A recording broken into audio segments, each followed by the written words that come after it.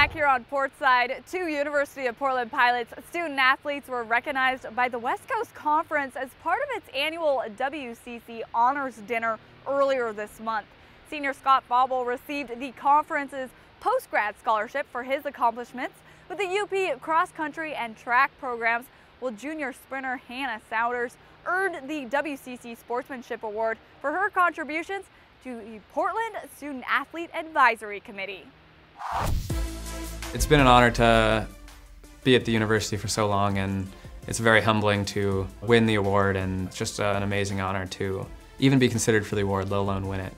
It's a great opportunity to get to be a part of things around campus and out in the community. So just a big thank you to my family, and then as well as the University of Portland has been really supportive of getting involved. She's so positive and she's so interested in helping other people. It's great to have those kind of people. They do so much for the program beyond how fast they run or what their performances are on the track.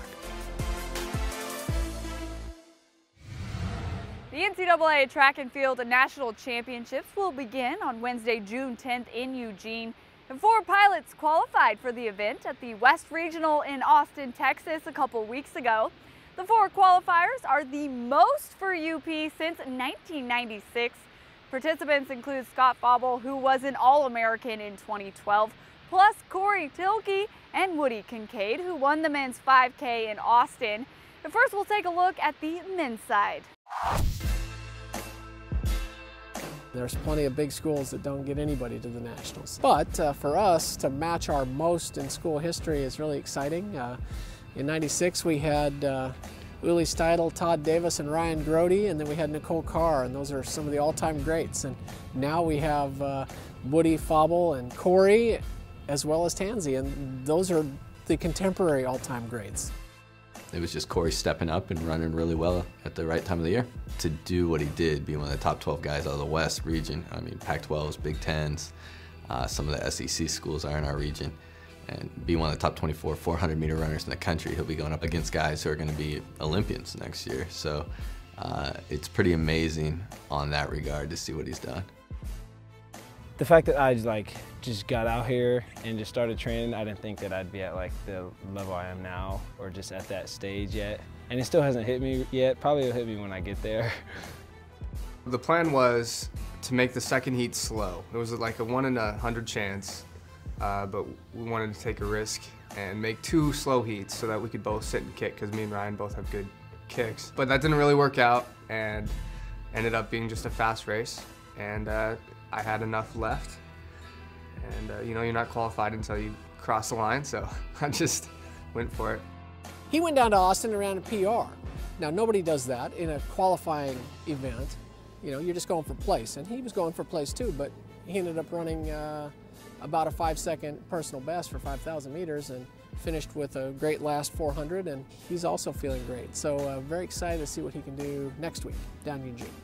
When I get down to nationals, it's going to take me being intelligent, letting the race come to me, and really just trying to be tough near the end.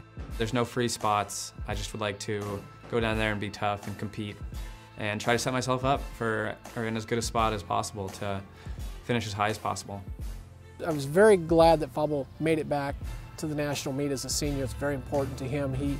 He was feeling good. He was optimistic, and you know, he really executed a very patient race. It's 25 laps on the track, and he hung out in the middle for the first, 2 miles. Then he kind of worked up to the back of the front half the next 2 miles, and the last 2 miles they started going hard, and he just stayed right with the top guys.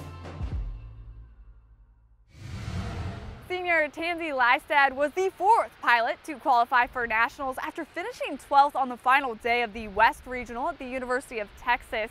Lystad has had a dream senior season. She won the West Coast Conference individual title back in November. She also finished 15th at the NCAA Cross Country Championships to earn All-American status, as well as qualifying for the NCAA Indoor Nationals.